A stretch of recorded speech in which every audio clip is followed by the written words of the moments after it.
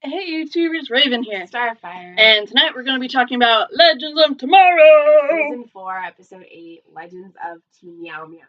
Meow! Meow! And it was the mid-season finale tonight, yes. So, yeah. Yeah. Don't know what or if we'll be doing anything over the break, but... Probably not. Yeah. I might be doing something with, involving Miraculous, if you guys are into that. It's good. It's amazing. First season and a half are on Netflix, so check it out. But that's upcoming stuff. So, what did you like about tonight's episode? I'm glad that they went back and fixed it. Yes. Yes. I don't know, like, I liked, okay, the things that I think I liked the most was when you saw the whole television things, like it was the 80s, 70s and 80s, like, with the Charlie's Angels thing, and then, like, you know, private investigator, like, Magnum P.I. type thing. Yeah, So, I thought that was really cool. And what were the guys called? The Continuum Cowboys. The Cowboys of chronology or something like that. Yeah. Something like that. But anyway, I thought that it was cool how it was patterned after, you know, like the 80s and 70s, and then the girls, it was Charlie's Angels and SOS. Yeah. Sirens of Space-Time. Yeah. And so, like, that was fun. I enjoyed that. Yeah. That, like, Gideon was, like, corporeal. Yeah. Or not corporeal. She was no longer corporeal. She was physical. Corporeal mean? You mean like sentient? Or no, corporeal. I think corporeal is the like when you can like. Oh, okay. Well, anyway. Well, she was physical. Let's just. She had a physical form. Yes, thank you. There were lots of those types of puns in tonight's episode. Puns are awesome. They are. I know they're the lowest form of humor, but they're fun. They are. Anyway, yeah. I thought that was fun. It was a nice, you know, nostalgia thing that they did with that. And I don't know, like, I'm glad that they tried all these different things. Like, they tried, you know, fixing this stuff in Woodstock, and then, you know, with the fairy godmother and stuff, but it wasn't really helping. It was just changing more things. And so he just, you know, finally had to just go back to New Orleans and be like, you know, look, and he had to reset everything and, you know, bring it back to what it was. Yeah. So, I mean, I'm glad that he was able to fix it, because, you know, a lot of times when timelines get messed up, you can't always fix it. So, that was good. Yeah. I like how they did, like, the guys, they were, they killed everything on sight, and they kept trophies. Yeah, kill first, ask questions later, or ask questions never. But they kept trophies. They had the dragon head on the table. They had this head on the table. They had this item. So that was pretty cool. And they worked with Grimma? Whatever her name is. The three-breasted woman that Mick created. His muse. Yes. And then the girls were just like, kill everything and not even keep mementos, like, just discard everything, just throw them in the trash, basically. And not even, like, take into consideration that all of those creatures might not necessarily be bad. Right, but they lost someone, you know, like, that does change your perspective. Yeah, it does. But, you know, it's not all of their fault. Right. And so you can see how that changes. But then when no one dies and everything is okay, they, like, it's like, okay, you can go live in this universe now. Right. But the fact that they still kill, like, I don't think that... Sarah before Legends would have killed her like she tried to tonight. But Sarah of Legends, especially this far in, wouldn't have killed her. Yeah. Like, especially since she's human looking and Amaya looking, she wouldn't have killed her. She would have captured her. Yeah. And so I think they did wrong by the character doing that. With Sarah? With Sarah, yeah. They kind of screwed up a little bit there. So that's probably my biggest thing tonight, is that they basically reverse her character to season 1. And that's not okay.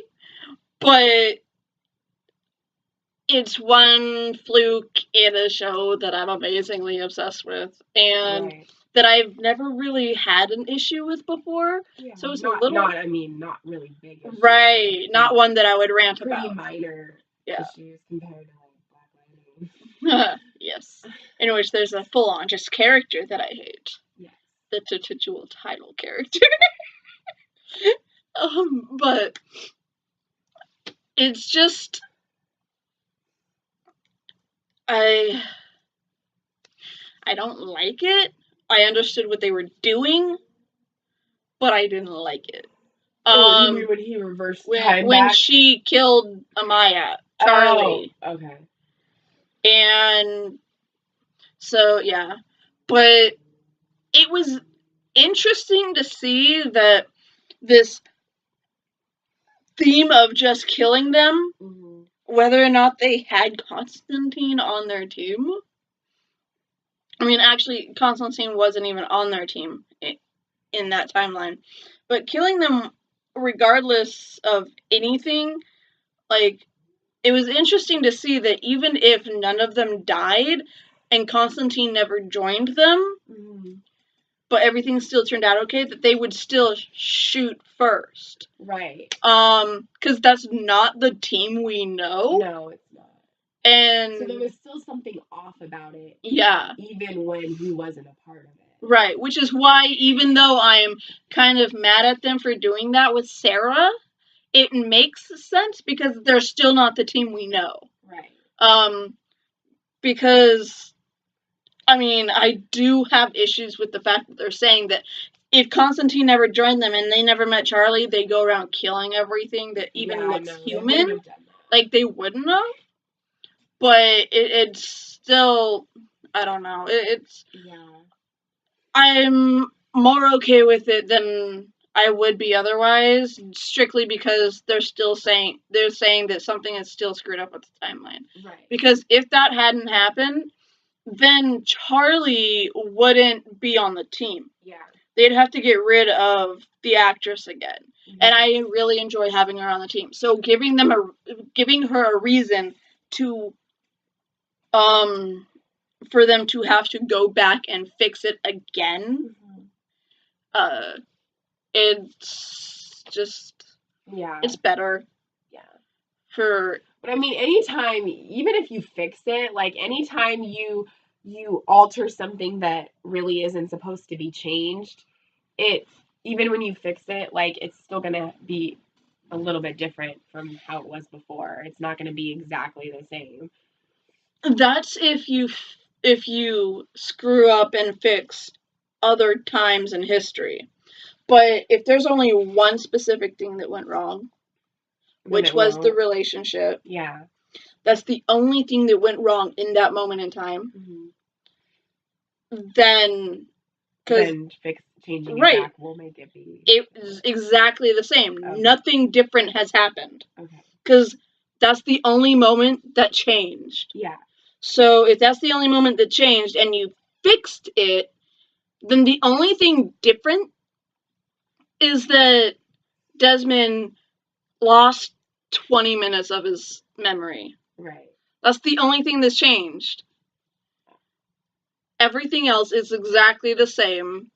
And since Desmond died the same way, then it's still the only thing that would have been affected is parts of Constantine's life. But they're saying that because Constantine isn't with them, like they're just gonna go back to the whole killing. No, because they never met Charlie. Oh, okay. Charlie didn't show them that these could be good. Okay. Because they never met her. Okay. But yeah, the only thing that would be different is aspects of Constantine's life with Desmond. After Desmond died, everything from that point forward is the exact same of whatever happened in the original timeline. The only thing that changed would probably be, like, Desmond wishing he could remember what happened. Like, that's even if it still bothers him. Yeah. People forget what happened all the time. So it probably didn't really faze him. Probably not. I also just want to go back to, like, this episode was filled with just, like, different TV show related things. So then we see that, like, we mentioned the things with, you know, the chronology and then the Charlie's Angels theme. But there's also the puppet one. The puppet, the DC Puppets of Tomorrow or whatever it was called. DC Puppets of Tomorrow, because it was a kids show. A legit kids show where they taught it was the Muppets. And it was the Muppets Sesame Street rolled into one. Yeah. Like,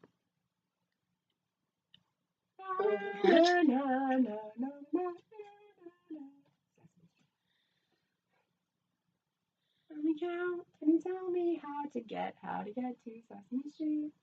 I don't remember the theme song. That's the theme song. I guessed.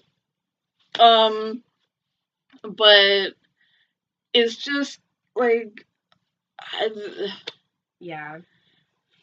I was done with that before it started. Yeah. And then the whole Stein puppet that we saw.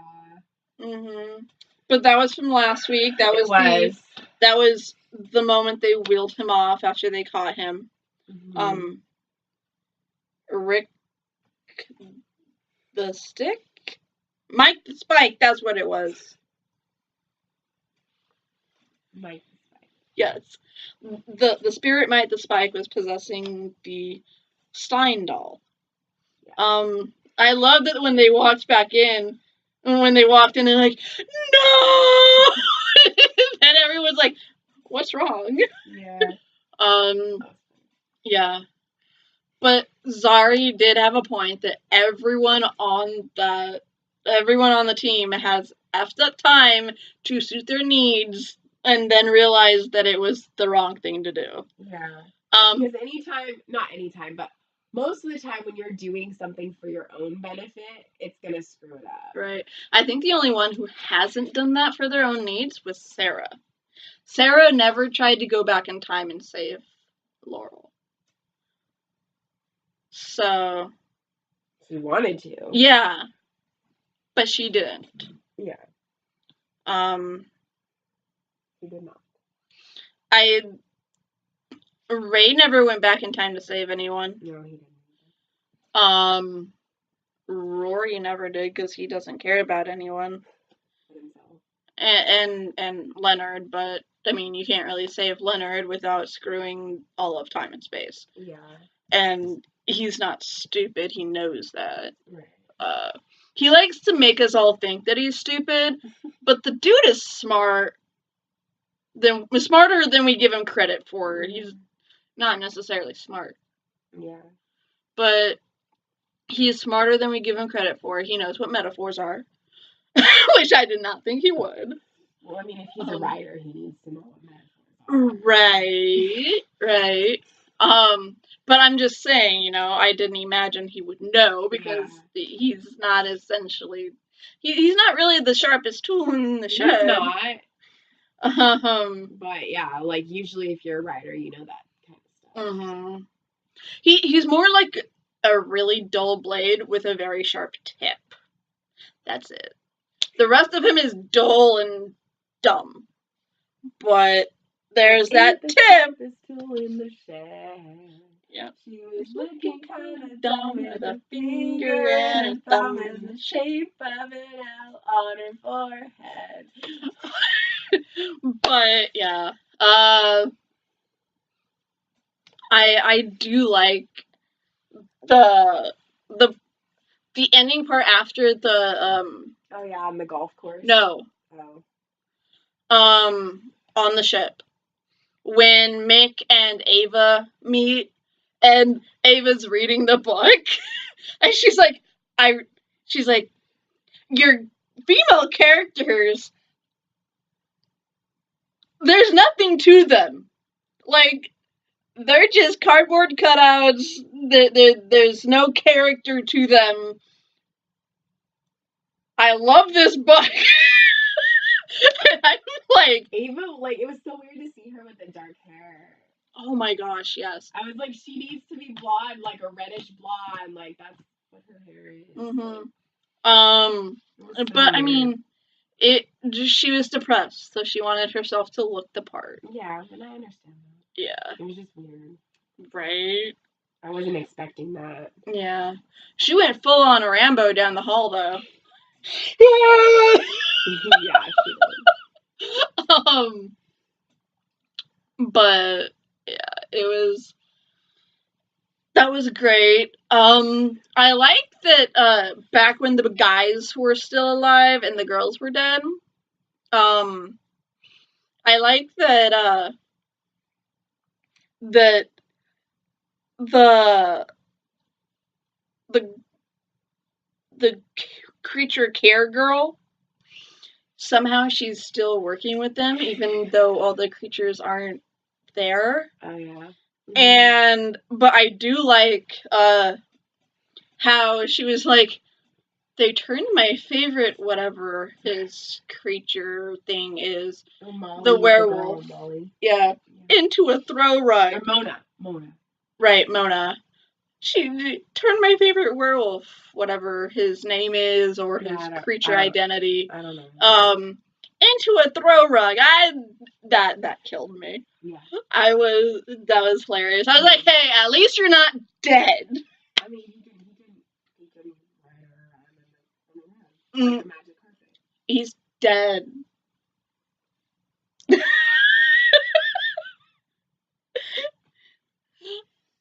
Because at least he's not dead. At least she's not dead. Because the ending of last week's episode, he clawed her stomach. Yeah, he did. She was dying. She was. She could have been dead, but she wasn't because the dude was a throw rug. So it's not a magical rug, it's just a throw rug. Mm-hmm. No Aladdin here. That'd be cool though. No. That would just screw everything up. That's no. But now we have to worry that Mona is actually in the basement bleeding out because time got fixed. Yeah, hopefully Gary finds her and rescues her because he wanted to go out with her in the first place. Yeah. Poor Gary doesn't know she's actually crushing on the werewolf, not him. But whatever. I hope someone finds her in time because I like her. Yeah. I really enjoyed this episode. Yeah, I enjoyed it too. It was really good. Before we get to the end, is there anything else you wanted to talk about? I don't think so. Okay. I pretty much talked about what I liked about it, so. Okay, so the end, we finally figure out who Nate's dad is working for. Yeah, he's working for the demon. Like, that was so weird to see his face change like that and have all the dots. I was like, what?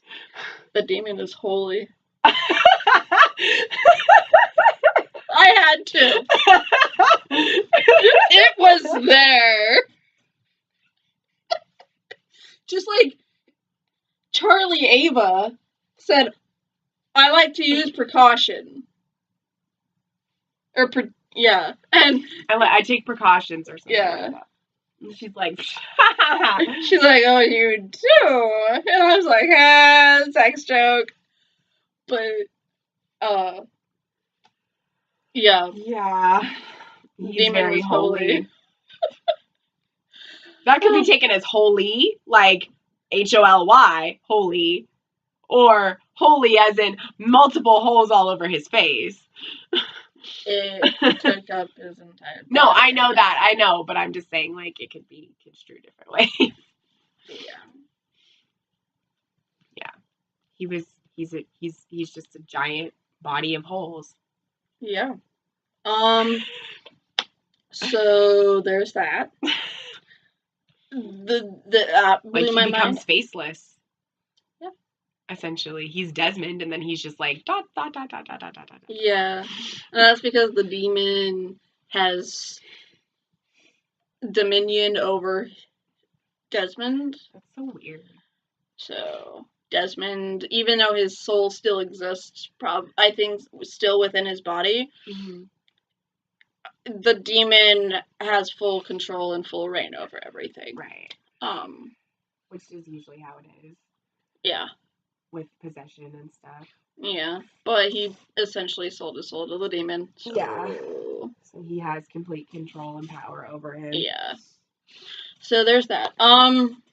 That's all I have to say. Yeah. Like, that was a huge shock to me. Yeah, me too. I was like, the hell? I thought his dad was just working for, like, the government, but he's working for the demon. I knew that his dad could not be trusted. Right? I thought it was just an evil government plan. I mean, it's Tom Wilson. Come on. He can't be trusted in his characters. He was the ultimate villain on Back to the Future. But he became good at the end. No, he didn't. Didn't he, like, end up, like, washing their cars and stuff?